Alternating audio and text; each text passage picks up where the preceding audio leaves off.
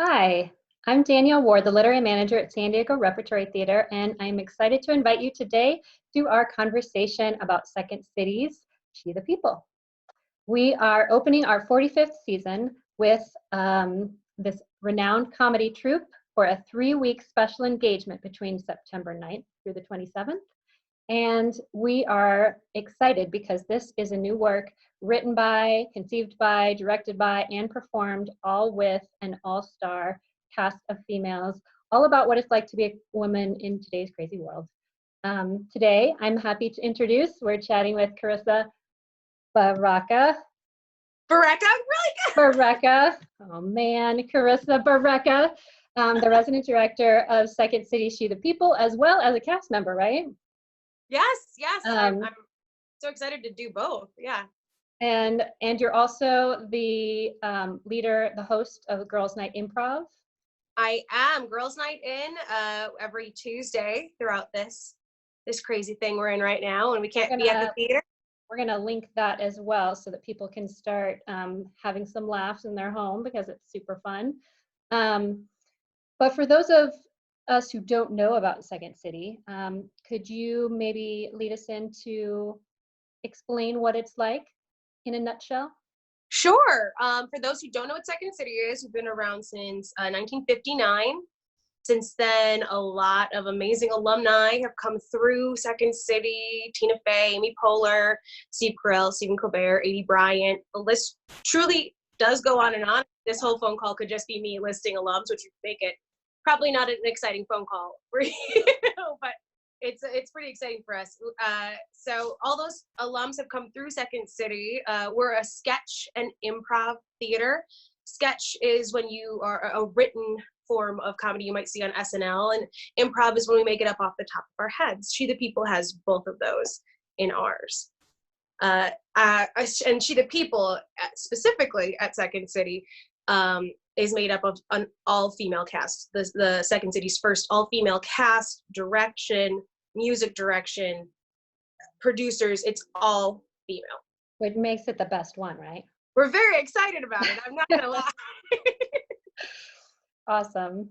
How long have you been at Second City?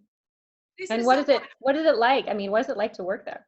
Oh, it's like, for your job, you just get to have fun all day. I mean, I say that, and then of course it's like incredibly hard work and long hours, and you're trying to make light of terrible events that are bringing most people down, but your job is to take those events, turn them, and make some joyful moment out of it, a moment that everyone can kind of connect on and have that moment of like, yes, me too, this is a shared experience.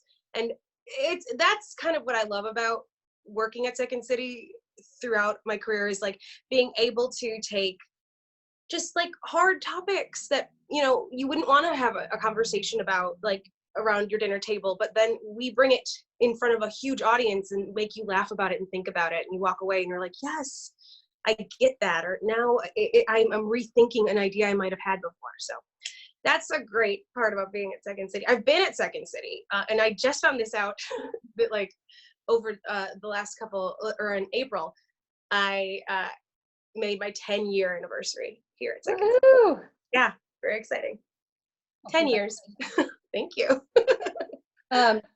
You're speaking about, it's hard. I think of it as sort of like you shining the laser beam on certain topics. But how did you come to pick sort of the topics around She the People? I know they're all related to being a female or some relative to feminism, but how in particular did you guys come to these topics and for these skits?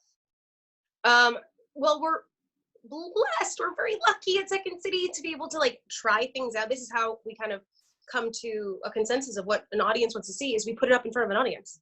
And if the audience is like, yay, laughter, then we're like, that's a good one. And if they're like, no, we pull it out. We're really, we really do listen to what our audience wants to hear, wants to see. Before we even get it to this stage, though, there is like a writer's room, or in this case, we've gone through a lot of iterations. So there's been writer's rooms, plural.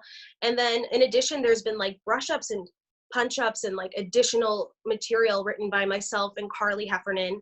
And we kind of just like, what does this show need? What are we missing? What is society saying right now? And we'll add those scenes in as they come up so that our show constantly feels fresh. So we usually go through the news, we go through news cycles. We want to make sure that the scenes that we are doing are evergreen, aren't just like of the moment. Like I could do a fun bit tonight about Pence not wearing a mask, but in a couple weeks, something else will have happened. Let's be real. So that's not an evergreen scene, but we're looking at scenes that are going to be scenes that the audience will relate to for a while, and they have bigger overarching meanings. Gotcha. Yeah. What's it like, since you're director and actor? What's that like to navigate both roles? I've been lucky. I will direct and I will act in our show. Carly Heffernan is the original director of our show. When I have been in it, she has been directing. So I'm her assistant director during the times that I'm going to be doing a show. When the show goes on the road, I direct it because I've been with it. Carly and I have been with it since the first day of the show, from the first writer's room, from the first like iteration. Everything is like, we have seen it through. Carly's the one that originated it, so I've been learning so much from like working with her. She's done so much at Second City, and more than Second City, TV, film. It's amazing. So watching her direct has really helped me figure out like, oh, I see how these like two disparate scenes come together so beautifully. So I've been lucky enough, while she's away, because she lives in Toronto, we're in Chicago, that I'm the assistant director. So if anything does come up during a run, I've been able to direct my cast or help our cast through issues, updating and stuff. But it's good because I think at Second City, we're an ensemble first, and I would put our director into that, no matter who it is. The director is part of the ensemble. Since we're an ensemble-based theater, it really is kind of like a open discussion. People are very like give and take. It's a really cool way to create, because no one person, the director is obviously leading the charge. Somebody needs to be turning the head, but it's just everyone's ideas are in a big bucket and we're just picking them out. So it's actually a really beautiful way to create. And how has it, because you've been with it from the beginning, how has it evolved over time? I will say, I mean, I've seen little workshop versions of it, and that like we tried a lot of different styles. We wanted to figure out what the audience really wanted to see. Is it more of like a cosmopolitan gals night out? Is it a hard-hitting show with like, and I don't think it's either of those. I think it's both. I think they're a real marriage that we had to come up with. We want to serve the gals that are just looking for a fun night out. We also wanted to say something more than just like cosmos are great and and I think our audiences really needed to hear it, to be honest. We've had so many lovely comments throughout the runs. We've been doing it for almost 3 years now, and of course it has to update, it has to evolve, because the world is evolving, and so our message has evolved. Do you have a favorite skit? Oh, I have so many. It's so hard. It really is. Oh my gosh, I just love so many of our sketches. They range from like, I was a cake, or like I'm singing a love song to a piece of cake, like the absurd, to like really hard-hitting stuff about like, things that people don't usually want to talk about. Abortion, women's rights, discrimination. And we have to hit them all, because that's what the world we're in right now. So we do it with a focus of, this show first and foremost is funny. It's not just for women, it is for everyone, and we want to make sure that our audiences know that it's not just a woman's show. This is a show for everyone. This is a show that everyone feels welcome at. We're not yelling at the audience ever, which I think is one of my favorite parts. Everyone leaves like joyful. It's a real call to action of a show, so you leave feeling inspired. So people should bring their purse, their funny bone, and their significant other. I think or female, right? I think that's it. All right. You got the tagline of the show. Is there any other secrets or anything that you want to share with folks? Oh my goodness. Ooh, secret. I haven't washed my hair in days. There's a Okay. secret. Along with the rest of us, I, COVID-19ers, yes. exactly.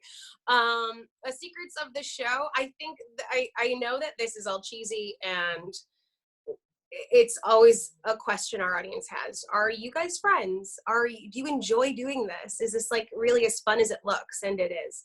We are friends. We truly chat every day throughout this because we miss seeing each other every day.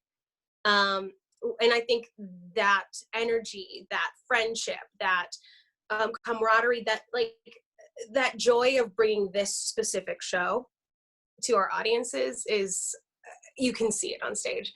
So the secret of, I think, the success of this show is how much we enjoy bringing it to you. Sounds infectious. I cannot wait. In the meantime, what are you guys doing because you know, I'm sure you miss all of that camaraderie. What are you doing in the meantime to kind of connect through this virtual world? Well, Girls Night In is a huge way we do it every Tuesday night. We have now cycled through a bunch of our casts. We have a cast in Chicago, we have a cast in Toronto, and we have a touring cast of She the People. Wow. And so we are all getting to play together now for like one of the first times online. And it's a virtual show. We do improv. We do I do some video sketch. It feels truly like a girls' night in, like bringing your girlfriends together. Again, not just for the ladies, but bringing your friends together and like hanging out night. It's just a joy to do. So I hope some folks watch it because it's pretty fun. Tuesday nights, I believe 5 o'clock our time. So we'll put a link to where we can register for people to join in. And you guys also interact with the audience too a little bit, don't you? Oh yes. We not only ask for suggestions, just like a normal improv show, which we were nervous at first about. We've never worked in this virtual like atmosphere before, but it's working great.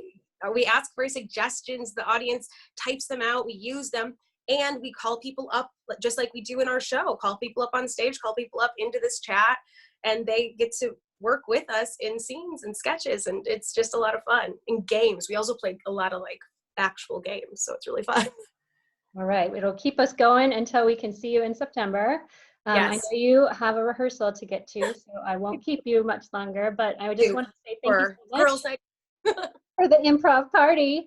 Thank you so much for your time chatting with us. And I'm going to remind audiences that are putting our show for the 45th season, She the People, don't miss it, September 9th through the 27th. And I'm looking forward to seeing you, Carisa, and everybody else I can't wait. at Lyceum. So thank you. Thank